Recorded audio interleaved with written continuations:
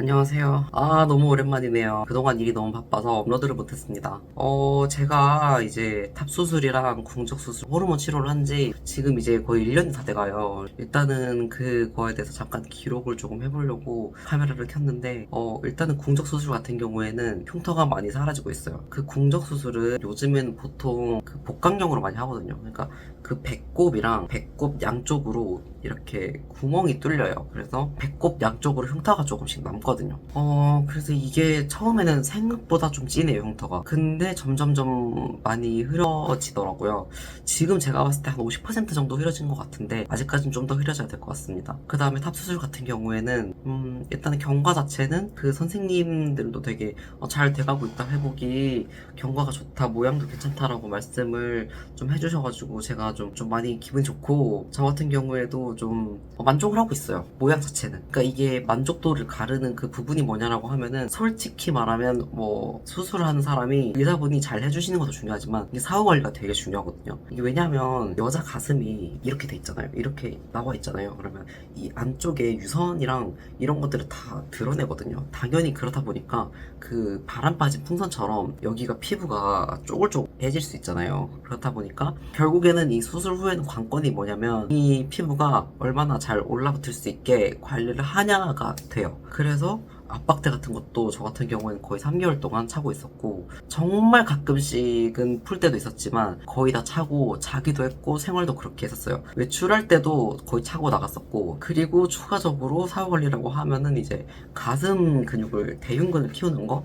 이게 가슴이 보통 여자들은 대흉근이 위쪽에, 그러니까 가슴 위쪽에 나와 있지 않잖아요. 그러니까 이게 가슴을 남성화하는 요건 중에, 물론 이거 여성의 가슴을 없애는 것도 있지만 이 대흉근을 만드는 것도 저는 되게 중요하다고 생각하거든요. 그래서 가슴 운동을 좀 많이 해주시면 좋을 것 같다는 생각입니다. 그러고 나서 이제 호르몬에 대해서 얘기를 해볼 텐데, 호르몬 같은 경우에는 여러 가지가 있다고 제가 듣긴 했는데 가장 대중적인 거는 예나스테론이랑 네비도라고 있거든요. 근데 일단은 각자 장단점을 얘기를 해보면, 예나 같은 경우에는 아무래도 1, 2주에 한 번씩 맞다 보니까 변화가 되게 빨리 온다고 들었어요. 그래서 목소리도 빨리 나가지고 뭐 여러 가지로 좋기는 한데, 근데 걔가 아무래도 좀 주기가 빠르다 보니까 뭐 피부가 여드름이 엄청 심해진다든지 좀 그런 부작용들이 있더라고요. 대신에 이제 그만큼 좀 변화는 좀 빨리 올 수 있다는 거. 그다음 네비도 같은 경우에는 3개월에 한 번씩 맞아요. 3개월에 한 번씩 맞는데 아무래도 주기가 긴 만큼 변화도 빠르진 않고요. 변화가 빠르지 않은 게 장점이다 단점인 것 같아요. 저 같은 경우에 너무 빨리 변하고, 아니고 사실 그거보다는 일단 피부가 망가지는 게 너무 무서웠어요.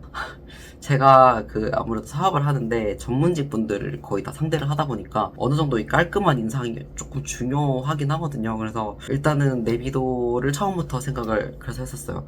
왜냐하면 여러분, 이 피부과 치료라는 게 있잖아요. 여드름이 한번 나는 건 쉬운데 그거를 치료하는 게 너무 힘들어요. 돈도 뭐 몇백만 원씩 들어가고 시간도 좀 기본 6개월 이상 잡아야 되고, 사람에 따라서 이거를 계속 치료를 해줘야 되는 수도 있어요. 그러니까 좀 뭐랄까, 물론 예나가 좀 더 싸고요. 그런 것도 있는데 조금만 중장기적으로 인생을 보자면 내비도를 맞는 것이 조금 더 나을 수 있겠다라는 생각이 좀 들었습니다. 특히 이제 외적인 게 조금 중요하신 분들은 더 좀 잘 생각을 해보셨으면 좋겠어요.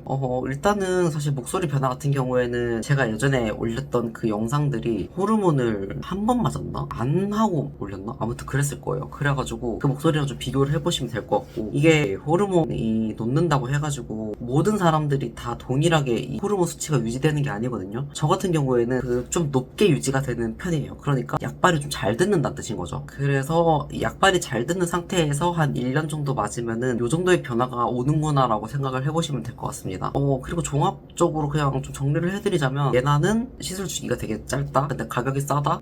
그만큼 변화도 빨리 올 수 있지만 조금 뭔가 피부 같은 이런 부분이 좀 중요하신 분들한테는 안 맞을 수 있다. 그다음 네비도 같은 경우에는 투약 주기가 3개월 정도고 변화는 조금 낮지만 피부 같은 그런 부작용 같은 것들은 사실 거의 없다시피 해도 괜찮을 것 같다 라는 겁니다. 저는 개인적으로 저처럼 약간 시간 내기가 좀 빠듯하신 분들 있잖아요. 일이 바빠가지고. 그런 분들은 무조건 네비도가 나은 것 같아요. 왜냐하면 제가 3개월에 한 번씩 돌아오는 거는 좀 길다고 생각을 했었거든요. 근데 생각보다 정말 짧아요. 조금 뭐 복닥복닥 뭐 일하고 있다 보면은 다음 주에 뭔가 네비도 맞으러 갈 시간이야, 갈 때가 됐어. 그러니까 처음부터 그냥 내비도로 맞아보셔도 괜찮을 것 같고 저는 만족스럽거든요 사실. 그리고 제가 또 추가적으로 좀 말씀을 드리고 싶은 거는 내비도든 예나든 일단은 맞고 나면 식욕이 도는 분들이 되게 많대요. 근데 저도 사실 식욕이 조금 돌긴 했었던 것 같아요. 근데 식욕이 돌고 막 뭔가 되게 먹고 싶다기보다는 똑같이 한 공기를 먹었을 때 포만감이 좀 덜한 느낌. 뭔지 아시나요? 그건 제가 운동을 좀 열심히 해가지고 좀 그럴 수도 있는데 제가 왜 이 얘기를 드리자면 이제 무슨 수술을 할 때든 살이 좀 많이 찐 상태에서 하면은 경과가 별로 좋지 않아요. 특히 탑수술처럼 피부가 없던 거를 싹 드러내가지고 피부가 좀 흐물흐물해질 수 있는 그런 거 같은 경우에는 특히 살이 너무 많이 쪄 있으면은 이게 좀 안 예쁘거든요, 모양. 그러니까 호르몬을 먼저 하고 그 다음에 수술을 하실 분들 같은 경우에는 이 체중 관리를 잘 해주시는 게 좋을 것 같습니다. 저 같은 경우에는 174에 62, 3, 4 이렇게 왔다 갔다 하거든요. 근데 병원에서 적당하다라고 말씀을 해주셨어요. 그리고 제가 뭐 내용은 좀 여기까지 할 거고 앞으로 계획에 대해서 말씀을 드려보면은 전 이제 성기재건 수술만 남아있거든요. 이거 7월 달에 상담을 내비두를 맞으면서 상담을 받아볼 건데 어지간하면은 빠르면 올해에 1차 수술할 수도 있을 것 같은데 아마 내년 한 2, 3월쯤에 수술을 할 것 같습니다. 아무튼 그때도 한번 후기를 한번 남겨보도록 할게요. 그리고 FTM 관련된 정보가 정말 없잖아요. 그래서 제가 이번에 그 탑수술이랑 궁적수술 해주신 원장님한테 이게 정보가 너무 없는데 인터뷰 한번 가능하시냐라고 하니까 해보겠다라고 하시더라고요. 그래서 이것도 7월에 촬영을 하고 한번 올려드리도록 하겠습니다. 만약에 뭐 원장님한테 뭐 여쭤보고 싶은 게 있다라고 하면은 댓글로 남겨두셔도 괜찮고 일단은 제가 좀 나름대로 질문을 좀 추려봤거든요. 그래서 영상을 좀 열심히 한번 준비해보도록 할게요. 일단은 오늘 내용은 여기까지고 다음 영상에서 뵙도록 하겠습니다.